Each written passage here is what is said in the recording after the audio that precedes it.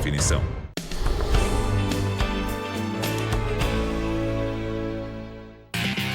On the world's largest cruise ship, every fun-filled moment is the product of mind-blowing engineering. It's like something out of War of the Worlds. From assembling 350,000 individual steel pieces to serving up dinner for 4,000. This steak is hot! Every detail is crucial. One mistake could spell disaster. Big problem. Going behind the scenes of the wildest shipbuilding project ever attempted, I'll see how master engineers bring it all together. From the first critical well to the last perfect cocktail. My name is Danny Forster, and this is Build It Bigger. I learned a lot about engineering in architecture school. But after graduation, I thought it was time to get my hands dirty. So I went looking for tough work. Some things you just can't learn from a book. I'm not sure I knew what I was in for. But I think I'm up for it.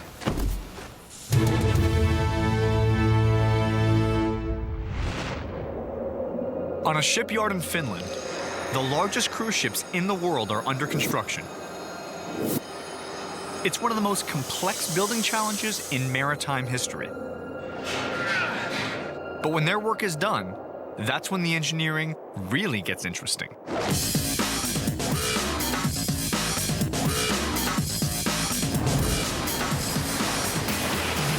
I'm aboard the Freedom of the Seas, the largest cruise ship on the planet, period. See all those massive cruise ships there in the distance? They're the little boats. Where I am, I'm on the big boat. This self-sufficient floating city provides food, housing, and transportation for over 5,000 guests and crew, and does it in style. You know, when you're hanging out on the deck, sitting in the jacuzzi, drinking a fruity drink, it's really easy to forget that I'm actually sitting atop one of the most sophisticated cruise ships ever built. The level of detail that goes into manufacturing and operating one of these enormous ships defies comprehension. I'll be going from stem to stern to uncover the engineering secrets that bring it all together. The biggest cruise ships on Earth start right here in Turku, Finland. I'm at Aker Yards, a shipyard that has built the 3 largest cruise ships ever constructed. The Freedom of the Seas, which is now in the Caribbean, the Liberty of the Seas, which will set sail in 6 weeks, and their newest ship, the Independence of the Seas, which is just getting started. To get an idea of just how massive this new massive cruise ship is, I jump aboard the Liberty of the Seas, which launches in just 6 weeks. Is this going to be ready in 6 weeks? It's going to be ready. As the soon-to-be director of hotel operations, Raymond Gescheider is eager to show off his ship. Oh, it's looking like a cruise ship. We have 316 slot machines. So right here might be a blackjack table? You're right, yes. I can feel that. You know, it's in my bones. I know it. A casino, bars, restaurants. There are hundreds of separate facilities on the ship, each requiring upkeep, staffing, and maintenance. My head is spinning. The centerpiece of the ship is an engineering wonder, the promenade. This goes all the way up to deck number 14. This is an empty void running through the center of a ship. Yes. You know, it's like a street on land. You have the cabins looking down onto the street. So those are rooms. Those are cabins. Those are rooms, yeah. The promenade is longer than a football field, 1/3 the length of the entire ship. Oh, my God. You have to imagine we have 2,114 seats in this dining room. You show me any dining room anywhere which has 2,114 seats. Not even Vegas has a restaurant that can seat so many. No, there's not a lot you don't have. I mean, I was going to say, did you have any classic vintage sports cars? And the answer is... Yes, we do. You do. So pretty much that ends my list. The scale of the ship, it's really hard to get your head around it. With all of the services of a hotel. With all the services of a city. Of a city? That's because we make our own electricity, we take care of our own gray water, black water, we take care of everything.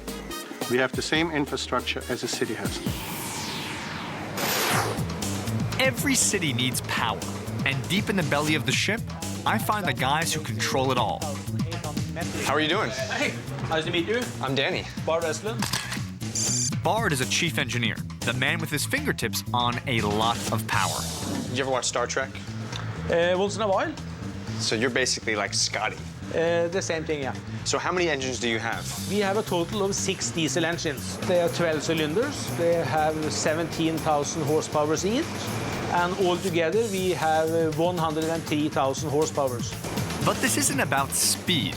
It's about harnessing that engine power in a unique way. In traditional ships, the engine is used mostly for propulsion, mechanically spinning a long shaft connected to the propeller.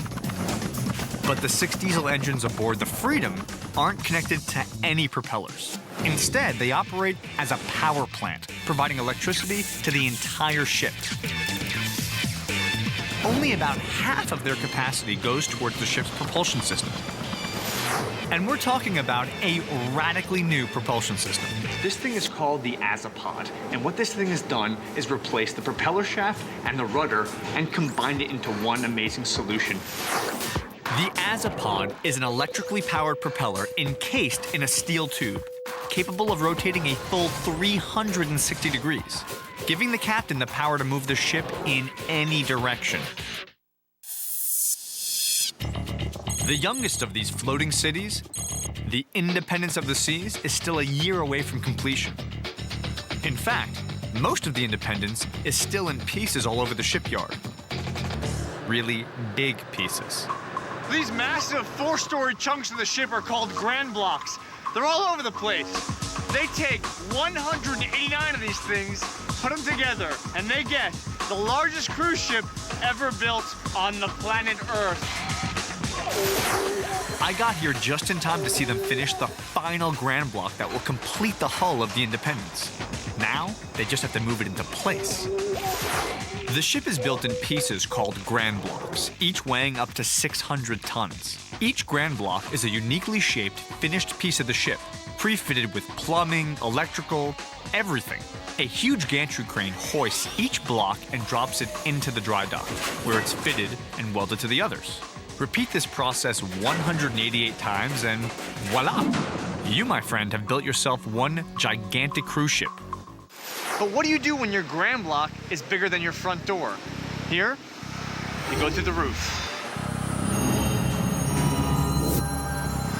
Oh my God. It's like something out of War of the Worlds. They parted open the roof, and now a 300-foot-tall gantry crane is dropping down its hooks to pick up this entire grand block. I mean, this is seriously right out of a science fiction movie. The monsters up top and the tentacles are coming down. This is absurd. Sick. The gantry crane has a maximum capacity of 600 tons. It could hoist 15 sperm whales, if you were so inclined. The placement of each cable must be carefully calculated to distribute the block's weight. Nice one there. Threaded that one. One misplaced cable could be catastrophic for those standing below it. Where I'm standing is exceptionally heavy. So to counteract that, look at this. They doubled up with 2 cables on one point. Otherwise, when they lifted this thing, it would start to tilt. The crane's now pulling up. We gotta get out of here. This block is about to get airborne. All right, here we go. It's starting. Look, it's no longer on the ground. Guys are under the suspended load as we speak, looking for loose hanging items. Because when this piece is then 100 feet in the air, if something falls, it will kill someone. All clear, and we're go. All the plumbing, the AC, the data, the wiring is already installed. When this grand block gets up and hits the ship, it's basically done. Just roll up the carpet and move in.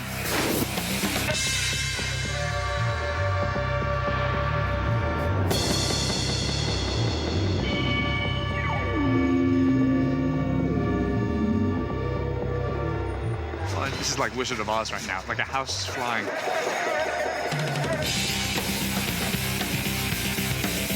Before they can install the grand block, it has to make one more stop. This thing just came outside of a roof, pulled up out of a building, traveled down the length of almost half the shipyard, and now it's coming down right here on its final location. This is it. The block is inches from its destination. Now it's a coffee break. You're kidding me. minutes. We're leaving it there. Are you kidding? I don't care. You're serious. You see that? Look at this. Look at this. We're 2 feet from the destination. It's just about down. 400 plus tons suspended in the air. It's about to get down and gotta have a coffee break. Guys, do you know where the coffee? As the block dangles in the wind, I figure it's my chance to meet the guy responsible for hoisting these things. And that means going up into the heart of the crane itself. There is one person, one operator, who gets here in the morning and then goes up there. They're there all day, doesn't come down. And check this out. Operator gets here, parks the bike, then goes up 300 feet to go to work. The operator's office, all the way up there, where the legs of the crane meet, in a tiny glass box. Seriously, I'm going up there right now.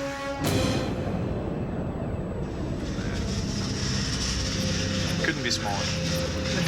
You're kidding me. Oh, you've got to be kidding me.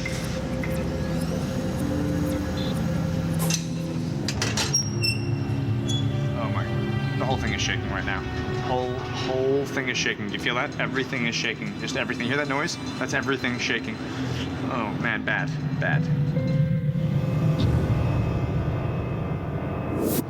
Oh man.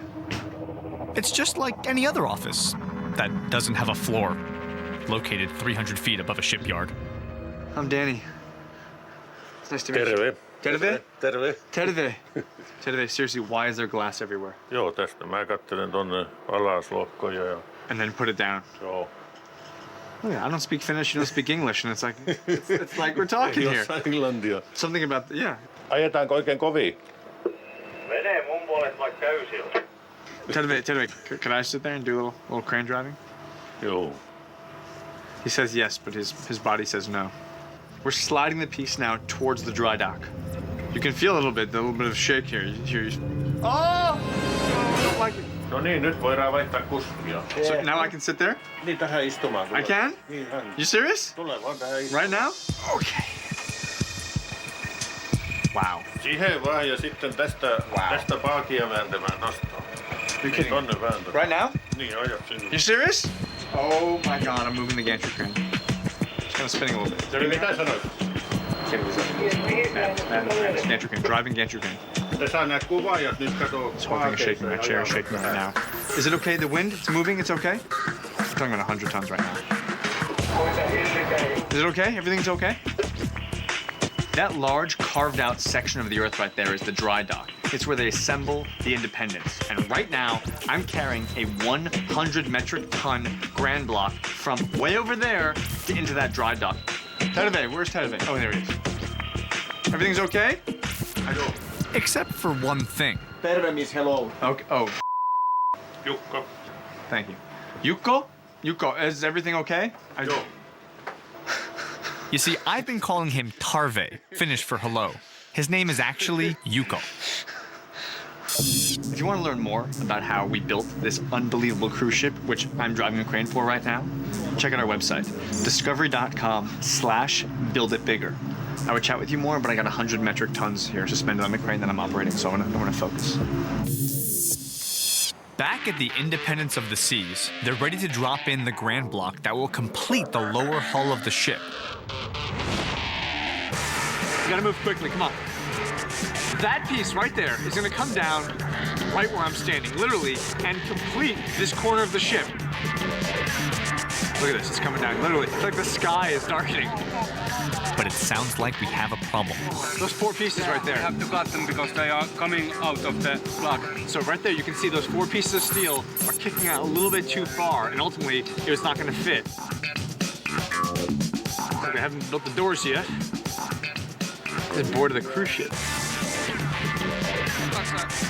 This space right here, this long horizontal space, will be one of the 6 main engines. This is it. This is the piece hanging in place right now, and the reason we can't bring it down is right over there. That is what's keeping us from getting this 400-ton piece down and in place. Coming down, look at that. So instead of cutting those metal pieces off, they decided to cut 4 slits, 4 channels to slide the metal into. We got got the flame cutters in. They're stenciling out the area where they're gonna make the cut.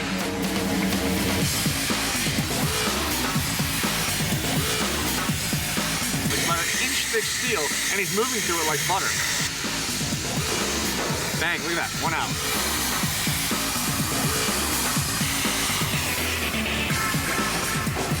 He's got 3 down, this is the 4th one. The last fitting, we're gonna cut this off. Once the thing's cut off, the piece is gonna drop. This is it. The piece is out, last piece, look at that, carved through, 1 inch thick steel, blew through with the torch. Now, with this space cut right there, we can slide this in place and drop it down. They're closing the gap right now, look at that. It's about 2 inches away. We're still off, we're not there, we're still off. Look, the steel is all the way in, but we're hitting a piece right there. With so many pieces, the slightest miscalculation can cause massive headaches. If they can't get this grand block to fit, it'll delay the entire delivery schedule. This iron here, Yeah. it hits this iron. So what are you gonna do? So I have to cut this so we can get this closer. This is what you do. When it doesn't fit, you just cut it off. I sort of would have preferred if you would have let me get out of here first. Oh, I'm getting killed here, getting killed. Ow, ow, ow, ow, ow. Oh, look, check it out, check it out, check it out. Look at that. Wow, done. Look at this, right here. This piece right here, that's what all the trouble was about. He put this piece up. Ow. Ow, ow, ow, ow, ow. Got it. Ow.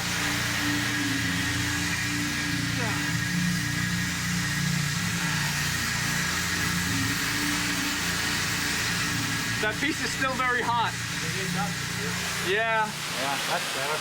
Now you know. Now I know. It's all about learning lessons. They never come in easily, huh? No, almost never. Except the first 2 pieces. Wow, I just want to point out just how much my finger's throbbing right now. I'm like RoboCop right now. I have metal in me. In the end, all the sweat and pain, specifically my pain, is worth it. By nightfall, the engine block is welded into place, and these guys are one step closer to finishing the Independence. When you're in the largest cruise ship in the world, you spend most of your time outdoors. But occasionally, you go home. Check this out. This is the stateroom on the Freedom of the Seas. And the crazy thing to me is that there are over 1,800 of these. So how do you make 1,800 staterooms in less than 2 years?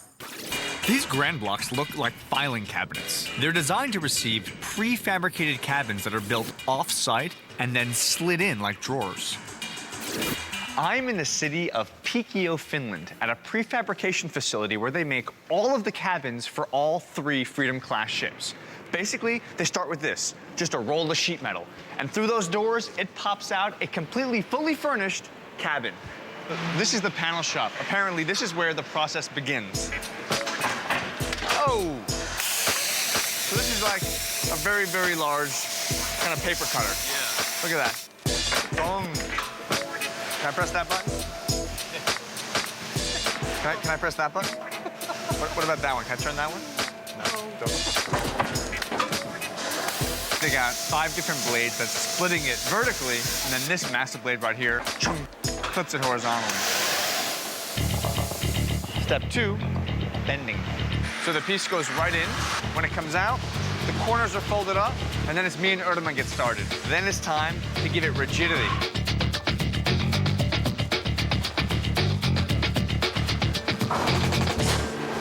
This is so, I Love Lucy with the chocolate, you know?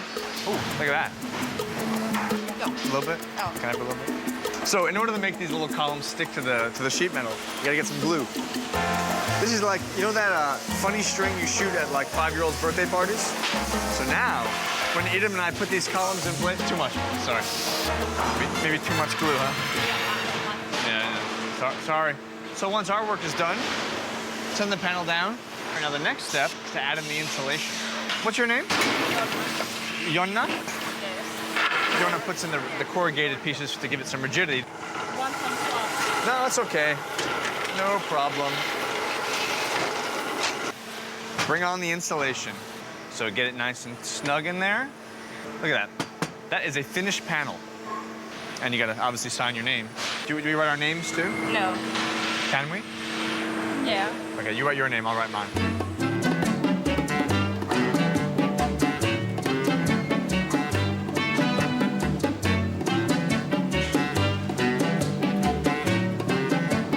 Yeah.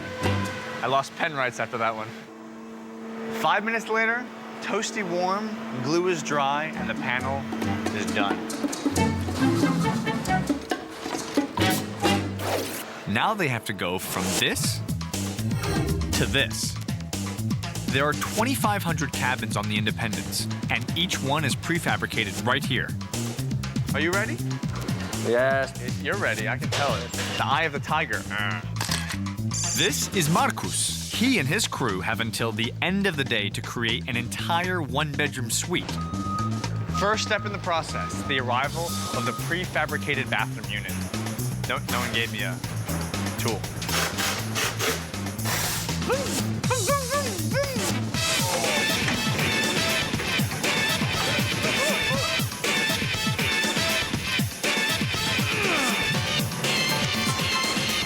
Now we're bringing in the first panel.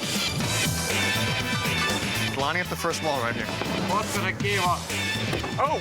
I'm really glad my hand wasn't right there. These guys have literally till the end of today to finish this one-bedroom suite. By day's end, this pod will be on the back of a truck headed to Turku. And by tomorrow morning, this very suite will be lifted by a crane and installed into the Independence of the Seas. Next step, bring on the roof.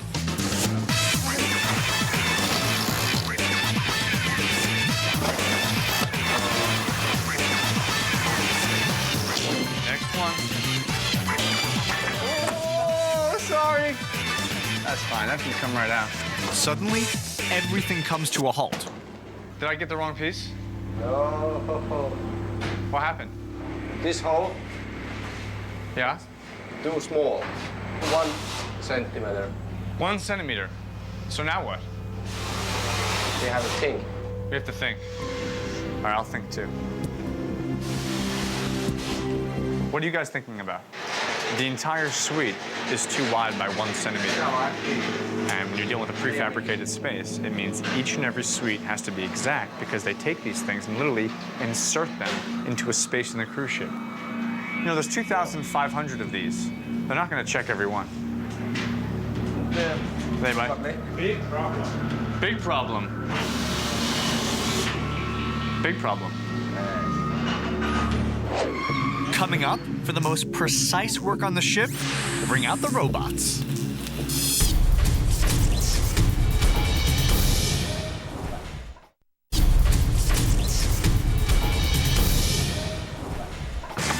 I'm in Piteå, Finland, helping to build the biggest cruise ship on the planet, one prefabricated cabin at a time. Here at the factory, Markus and his crew have only a few hours to finish this room before it's trucked away to the shipyard and inserted into the Independence. But the walls are 1 centimeter too wide. And if you can believe it, even though the ship is bigger than an aircraft carrier, that's a problem. You wanna look? Yeah. By the back end of the wall, it starts to kind of bow out a little bit. And that bow is what's creating that extra centimeter across. So how are we going to fix it? How are we going to move that wall 1 centimeter? We take wall and push. Oh, look. The whole wall just came to me. The repositioned wall closed the gap. They've lost a ton of time, but thankfully, the ceiling is done. Now that they're done, the next step is literally slide the entire suite over and move to the furniture. Come on, Marcus! Each cabin is outfitted with cable, electric, and phone already installed. In one shot, we're installing, the entire bureau. This thing is plug and play ready to go. All we gotta do, slide this against the wall. That's it. Look at that. Shelves, lights, electricity, mirror, all. It's in there in one shot. You're lucky I was here today. Otherwise, you'd be very behind. No, not true. Yeah. The finished stateroom is wrapped up like a birthday present and moved on to a flatbed truck. From here, it'll be driven to Turku, and literally tomorrow morning, that very prefabricated suite will be picked up and installed into the cruise ship. Back at the shipyard, workers continue to assemble the over 350,000 steel components that will make up the independence of the seas. Each piece begins here with the plasma cutter. Hey there. Hi, I'm Danny. Imo. Emo. We have a big steel plate here, and from it we have to cut out tons of little pieces. How do you do it? Start button. Okay. The exact cutting specifications for each piece are programmed into Emo's computer. Notice the power. Oh, here we go! Where am I going? When you slice through steel using a super hot plasma beam, it can get messy, which is why they do the whole thing underwater. It's like the Swamp Thing taking the steel. And once that steel is covered, that laser is going to turn on to 20,000 degrees centigrade and start carving shapes out of the steel. You excited? Oh, man. This guy is killing me. Oh, my God. It's like your dentist's nightmare from hell. The plasma cutter doesn't actually cut anything. Oh, look at that. Oh. It melts the steel along a precise line more cleanly and quickly than any torch cutter. Now you got to be excited. No. So as this water drips away, you can see what we've been doing. Look at this. Look at these perfect lines that things been carving. Now we gotta check to make sure it went all the way through. Bang, look at that. I mean, look at those lines, Emo. I mean, that is like, no human could do that. I know one human who could do that. So Emo, can I keep this? Yeah. Once the pieces are cut, they have to be welded together. When it comes down to it, the ship is in the hands of the 600 skilled laborers here in the block shop.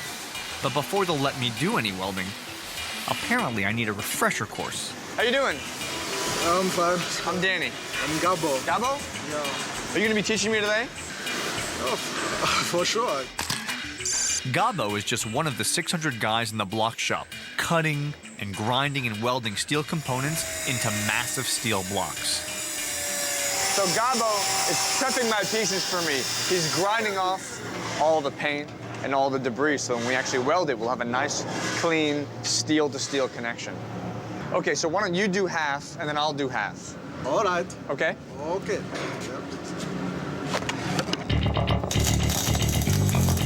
One of the biggest challenges with studying welding and grinding is that you can't look at what your teacher's doing because of the danger to your eyes. So in many ways, it's sort of a faith-based educational system.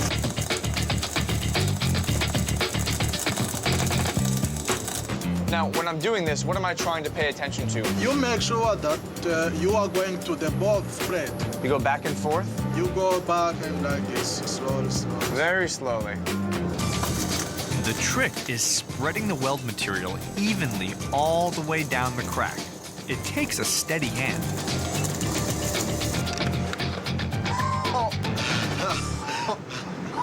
Oh. It's good enough for the first time. Gabo, what happened, man? Gabo, it looks like... I have done worse than this one in the beginning. You've done worse. Yes. So, Gabo, what went wrong? What did I do wrong? actually, your hand is used to take a microphone, so you He's making fun of me. He's making fun of me. His hand is so steady that he just moved like a millimeter to the left and millimeter to the right, and he just filled the gap a little bit. So his next pass, he can make a perfect seam that'll be even. Mine looks like I was making a cake, like some whipped cream. If you are going to weld it like this, everybody will die in the sea. They're full of hole, man. Seriously, these guys are very aware that the slightest mistake could lead to a disaster. Everyone in this school is totally aware that this work relates to someone's life on a boat. If something happened, I don't want to be responsible for anybody, so I have to do it carefully. I make sure that there's no mistake on it. If you see in your cabin a little weld that says Gabo, sleep tight, rest assured it's gonna be a great cruise. If you see my name on it, I'll probably get a plane. Bringing 350,000 pieces of steel together seamlessly requires an acute attention to detail. And each weld has to be perfect. For assemblies that bear the heaviest load, like this lower compartment wall, they turn to robots. Human welders start the process by applying tack welds. What they need next is a perfect long, impervious weld line, so perfect that no human could do it. So it comes here to the robotic weld shop, and literally behind this wall is the robot whose amazing power of precision can get that weld line perfect. Check it out. It's incredible how lifelike. Hello. How are you? I'm fine. I'm Danny. Hi. You are the robot. Operating robot. Operating. Oh, my bad. How does the process begin? When the plate comes in from the block shop, what's the first thing you do? First, I took this picture of the panel. Next, we have to check the welding parameters. Okay. Check the welding parameters. How many millimeters do you want? This is 3 millimeters. 3. It's got the coordinates. It's got the dimensions. It knows exactly what to do. Yeah. Let's make it work. Tell the robot that we're in charge. Yeah. What do we do? Just relaxing. Hang out. Yeah. Now, is it fun working with robots? Yeah. It is? Yeah, I like it. They don't talk a lot. No, but I don't talk a lot. There are actually 2 robots under his command, programmed to work simultaneously. You have a robot A and you have robot B. And you've been working with these guys for 2 years now. Never gave them a name? Sometimes I call them names, but I can't tell you those names. This is it. This is the finished product. One long, perfect, unwavering weld bead, which is so exact that only a robot could do. Or me. But I wasn't available, so they had to get the robots in. Now that plate goes into the grand block shop and becomes one of the 189 massive grand blocks that come together to form the biggest cruise ship ever built. I'm out.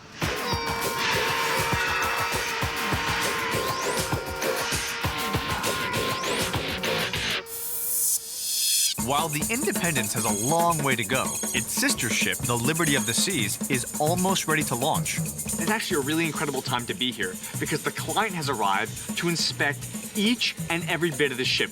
If it passes, Royal Caribbean will deliver a final payment of close to $1 billion.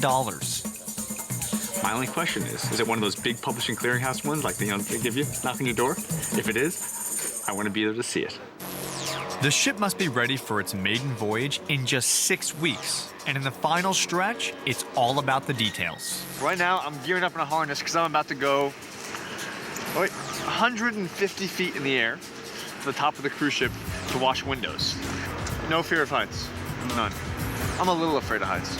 This crew is responsible for the final polish, scrubbing down over 13,000 square meters of the ship's surface. In 8 weeks, you're able to wash the entire exterior of the largest cruise ship ever built? Yes, there's 8 people. 8 people. Washing. All day. Yeah. To get at all those hard-to-reach places, they use the tallest man lift in Scandinavia. Feel that? That's normal? Maybe we fall down. It was a joke. That's Marco's handiwork right there. Nice, shiny white. This, on the other hand, this is a mess. It has to be cleaned. Has to be clean. That's the soap. It's soap, yeah. Without this, it's not gonna go clean. It's like a... Yeah. And now, we just do this. Not a very automated process. What do you call this device? Does this have a name? What is this technology? I don't know. I think it's a mop. Marco, I was sort of expecting a very sophisticated robot that was going to go around this thing and clean it, and it would examine the quality of the dirt and decide if it needed more soap. I think it's pretty expensive. Yeah. With the robot. Hang on. This thing's got some kick to it. Marco, you know sometimes when you're cleaning your apartment, you're like, I'm gonna start with the bathroom, and then I'll do the kitchen, but then you get stressed out because you still have to do the living room and the bedroom and stuff. Do you sometimes get stressed out knowing that you have another 100,000 square meters to go? Yeah, a little bit. The Liberty may not be ready to cruise, but its sister ship is. I'm aboard the Freedom of the Seas to reveal the unbelievably complicated engineering behind operating the world's largest cruise ship. Right now, the Freedom of the Seas is gearing up for a Caribbean cruise. I hop on as they're about to embark from Miami. But I'm not up there. I am down here in the hold, working with the baggage team. Over 4,000 guests need their luggage. Getting it to them demands military precision. They're in a rush on the outside because we got to set sail by 5 o'clock. We got to be at a port, so 5 o'clock. Yeah. And if we leave without someone's clean underwear, they're going to be unhappy. Yeah, that's going to be a whole lot of problems. A lot of problems. Each bag gets loaded up onto the ship, and then quite literally, we're talking 10,000 plus bags get brought over here to the sorting area where we now have to find out which bag is going to which room and which part of the ship. So we know that this is on the Freedom. We're going to the aft. Starboard side. Starboard side. 83. 83 starboard side, and that's the room. 8356? 8356. So we get the starboard bags loaded up here. No, well, you put them flat like that. So right now, oh, that's starboard bag, that's good. Okay. Man, what do these people pack? It's only a week cruise. It's engine parts and stuff like that. Engine parts. And this one is ready to go. Hopefully my bag's in here, by the way, because I haven't changed my socks in 2 days. When delivering luggage, you realize just how big these ships really are. Longer than a Nimitz-class aircraft carrier, double the width of the Titanic, and about the height of 2 Statues of Liberty. Or is that Statue of Liberties? Another load of bags, all mixed. Starboard side. Starboard side. 86 to the port side? You're killing me here, Fred. There's going to be some odd-dressed people tonight if I do this, because I don't know my left from my right on this ship. That's a fun bag right here. Whoever gets this one, even the bag is wearing like a Bahama shirt. Oh, my God. Midship. Okay, this one is ready to go. We're finished with the luggage. All the luggage is on board, so it's time to go. It's time to go. What time is it right now? It's 5 o'clock. 4:57. What that means is that in 3 minutes' time, this ship is going to set sail. And just in time, by the way, within 3 minutes, you got everyone's bag onto the ship. Right.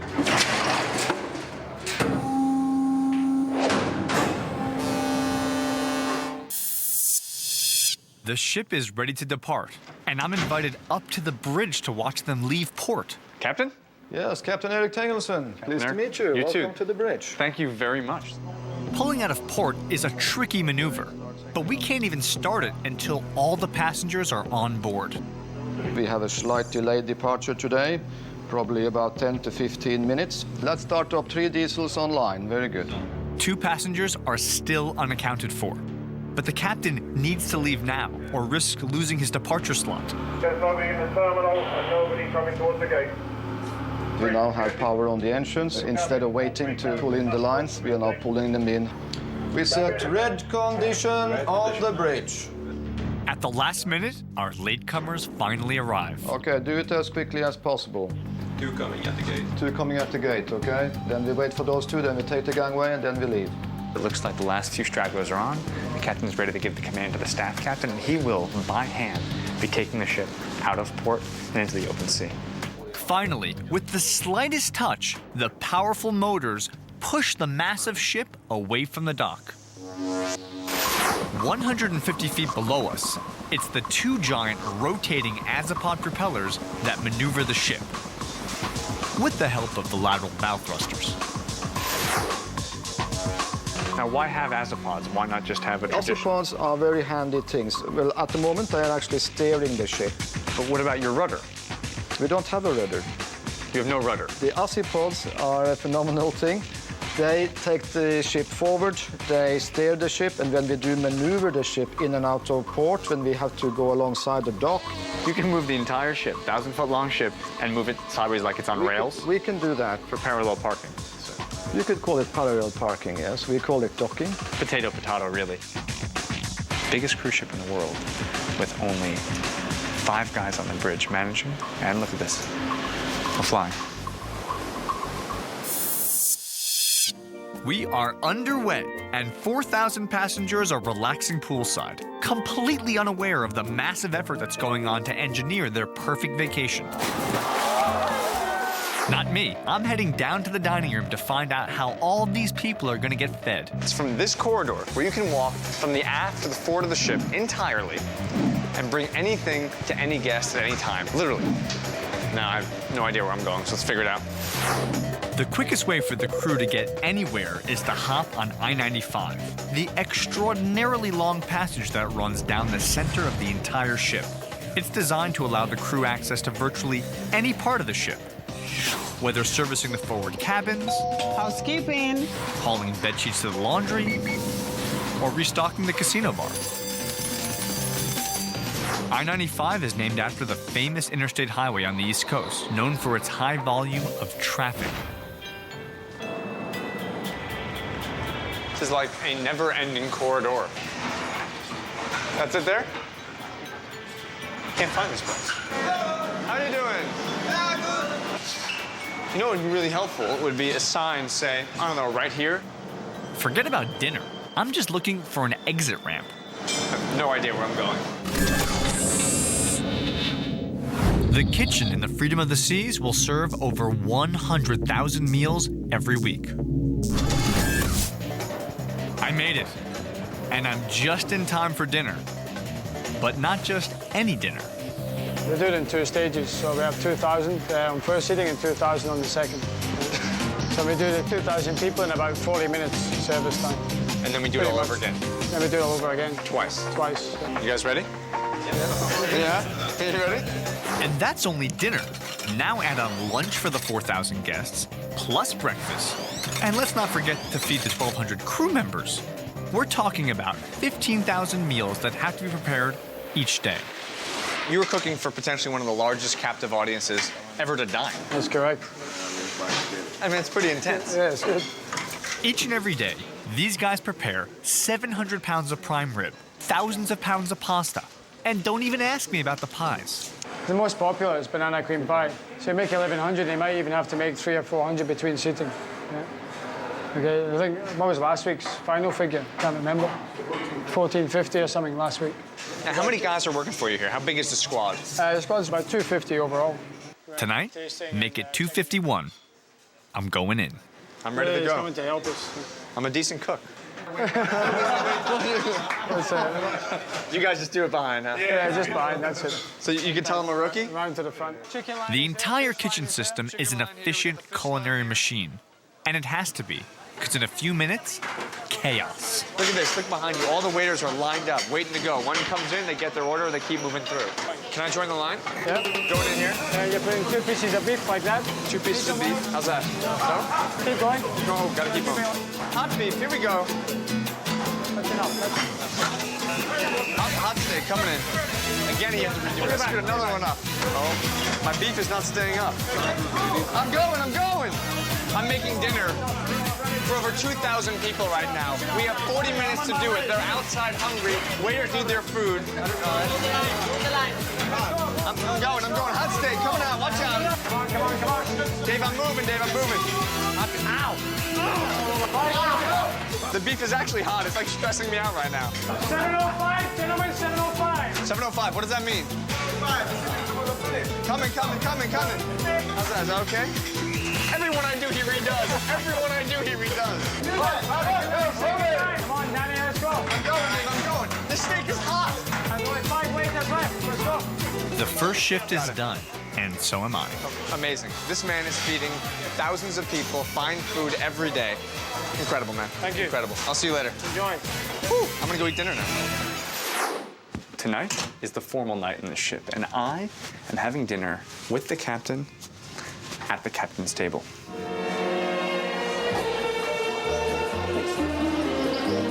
Time to finally take my seat in this incredible dining room.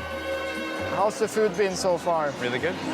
Really good. Aker Yards had very nice potatoes, but this is a bit better. I would hope so, yes, I would hope so.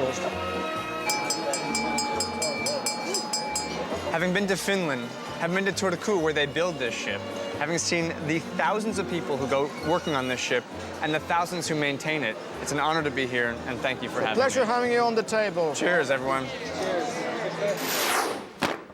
And as a final honor, the captain has invited me to join with the crew in a special ceremony welcoming in the next round of passengers. So this is the staff and crew's introduction to all the folks on the ship. This is the big kind of coming out party. Yes, it is. Clearly, this crew knows how to throw a party. Oh, look at this. Yes, we do. Wow.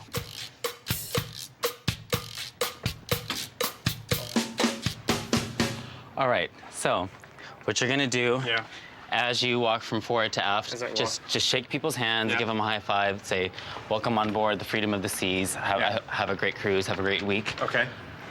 And if you want to throw in a couple cartwheels or whatever, you can do that.